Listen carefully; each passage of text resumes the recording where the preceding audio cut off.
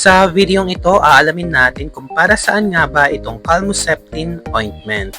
Makikita natin sa rectangular box yung generic name po ng Calmoseptin ointment. Meron po itong zinc oxide na may milligram po na 555.7.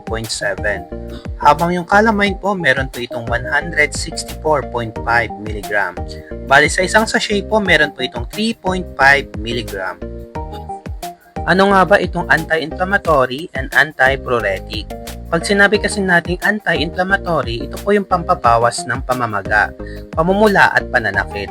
Pag sinabi namang anti-pruritic, ito po yung pampawala ng kate.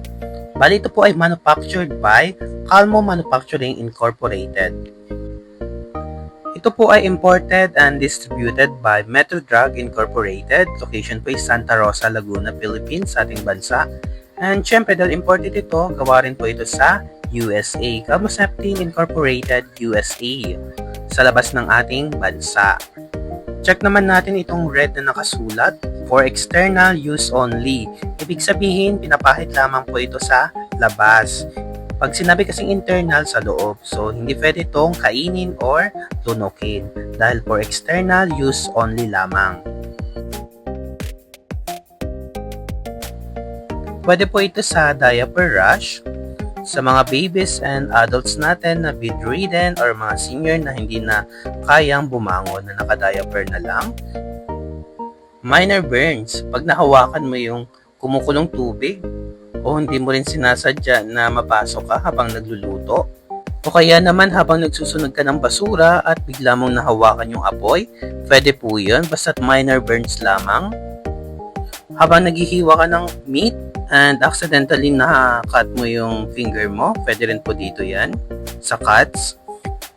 Allergic rashes, katulad na lang pag kumain ka ng seafoods at nagkaroon ka ng pantal-pantal sa katawan, pwede rin po itong gamitin. Sa lahat ng klase ng insect bites, katulad na lang ng lamok, langgam, ipis, at mga kuto ng alagang hayop natin and sa bubuyog, pwede rin po yun.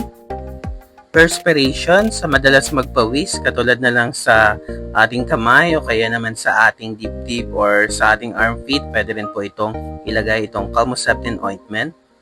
Irritation, for example, nakahawak ka ng kung ano-anong bagay na makate. Sa mga may acne dyan, pwede rin po itong Calmoseptin ointment. Sa mga malalaking tigyawat, iba po yung pimples and acne. Pag sinabi kasing acne, ito yung malaking tumutubo sa ating face. Pag pimples naman, ito yung maliliit lamang.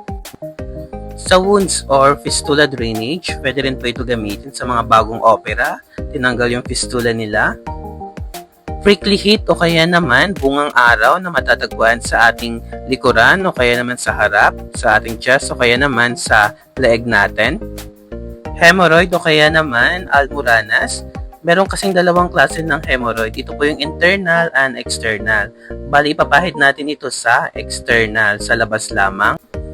Fungus infection, ito po yung pabilog na may kulay puti sa ating balat na medyo makate.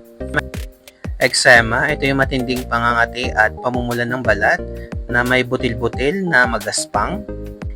Next naman po, ito po yung impetigo. Ito yung nakakahawang infection po na skin disease.